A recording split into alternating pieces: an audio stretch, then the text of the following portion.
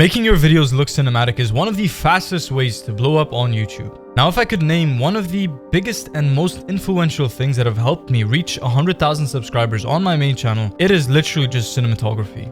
I remember I used to go into a cinema with a pen and a paper and just take notes and just observe the cinematography, every single shot, how they transition, the pacing, the speed, the music, and just learn from it. And most people think that you need crazy gear and equipment, but that's actually not true. Some of the best and most cinematic shots that I've ever taken were filmed with the most basic setup possible. Because cinematic videos are not about what you have, it's just literally about how you use what you have. That is what makes a good cinematographer, a good content creator, and the personal brand that just stands out in a sea of noise. In this video, I'm going to show you how to turn any single footage that you have into a cinematic masterpiece, using simple techniques that anybody can apply, and how to make your videos feel more intentional, more emotional, and more powerful. Now, if you're ready to completely level up your video quality and start creating content that actually stands out, put this video on full screen and watch till the very end, because I'm going to share every single thing that we've learned to build up our channel to 100,000 subscribers. Part number 1, what cinematic actually means. Now, there are a lot of components to making a shot cinematic. It's not really about the one big thing, it's more about small details that just compound and give you the masterpiece. Now, I'm not sure if you have noticed, but this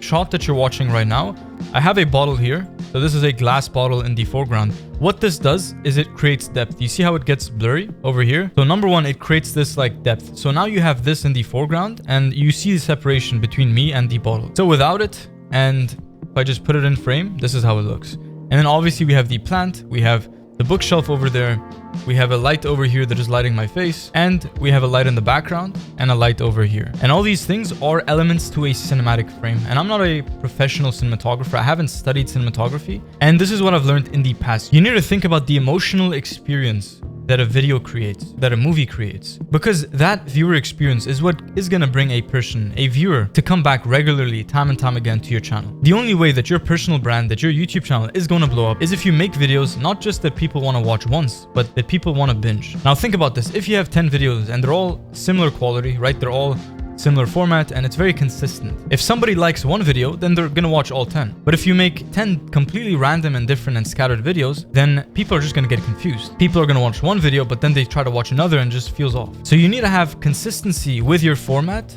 but changing the content. But in general, the format, the vibe and the theme and the experience is very consistent. And that's what brings viewers coming back again and again. And how this relates to cinematography is just simple. You need to think about, like, when somebody watches your videos, what do they feel? What is that emotional experience that they feel? Because that is the key factor that is going to turn anybody who comes into your channel and just watches a video into a fan that follows you for years. Now, you can use cinematography to create and manufacture this viewer experience, this emotional experience. Think about the best movie you've ever watched. Just think about how that made you feel. It made you feel inspired. It made you feel just like out of this world. And for a second, you forget about your own problems. You forget about everything you have to do and your responsibilities because you're so locked in and zoned in on just the beauty of cinematography. So if you're liking this video, then subscribe to the channel. Part number 2, the cinematic formula. So in the last video on this channel, I talked about the 3-shot rule. Basically, you go from a wide shot to establish the scene, and then you come into a medium shot to build tension, and then a close shot. So you're always alternating between 3 different shots: a wide shot, a medium shot, and a tight close shot. This creates the immersive story. This creates contrast. If in general, you know, a rule that is never going to fail you is contrast. Anything that has contrast, anything that is dynamic is attractive. Now with your content, ask yourself, how can you make and create contrast? Somebody who does this very well is Alex Hormozy. He shows up in a tank top and he's super jacked and he talks about business. He talks about business like a nerd. And this contrast, it's like, okay, you have a jacked nerd in that sense, right? It's attractive because it's contrasty, you know, it's different. So think about how you can implement contrast into your own videos. Everything from the music to the lighting to the whole vibe and the whole environment. So now let's talk about lighting, positioning, and contrast. So number 1, no ceiling light. Ceiling lights, if you're filming with ceiling lights, you're making a grave mistake. You don't want to touch ceiling lights. Always keep them off. They're pretty much useless. Instead, you want to use practical lights to light a scene. You want to use a light like this or a light like this, and these are lights you can control. So another thing is lower exposure. Actually, I'll show you right here. This is an ND filter, right?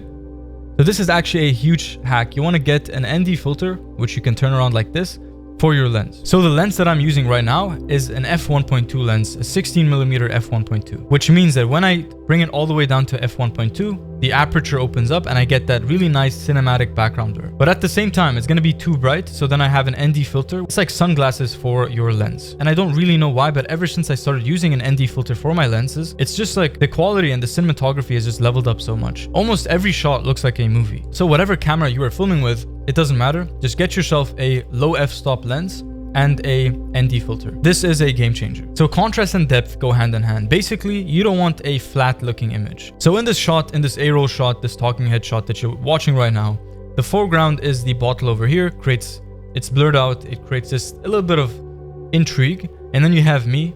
So this is the middle ground, and then you have the background, which is also blurred out as well. So you're gonna wanna do that. Use shadows as much as possible. Film in sunset or sunrise.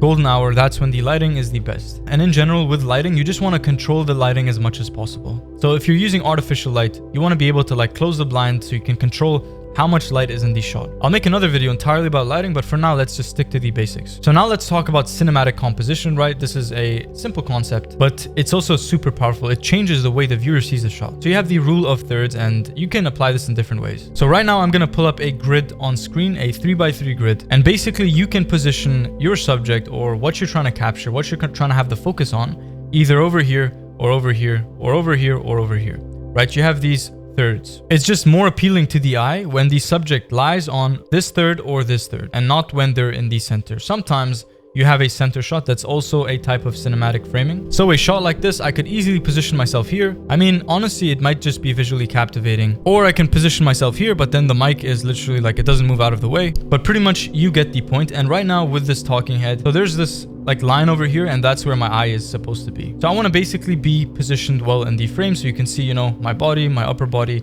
my head, and it's just like a pleasing image to look at. And now cinematography is something that you have to just like train your mind to see. You know, creative shots, overhead desk shots. You know, you can get different lenses. I have a fisheye lens that is like a really artistic field of view. I have a manual focus lens that has a very low f-stop. It has a lot of background blur. And it's just like the sky is the limit. You're gonna have to practice anyway, so you might as well just let yourself flow creatively and express yourself. Always remember that this should be a fun thing. Like if you are not making videos and just like having fun, then you're doing something wrong. This like cinematography aspect of just, you know, filming videos and making your videos cinematic so you can grow your personal brand. Like this is just one of the most creative, expressive things that you can do. So just switch it up, try different things. What you can do is like have a mirror shot where instead of like looking at the subject with the camera, you point the camera at a mirror and the mirror is reflecting the subject. That's like just a cool thing. You can also have like 2 door frames like this, just like blocking half the shot, and then you have like the focus of the subject in the middle. You can take B-roll through cars. You can take B-roll with objects in the way out of focus. You can have yourself out of focus. I could like easily just focus on this ball over here. Then I'm blurry.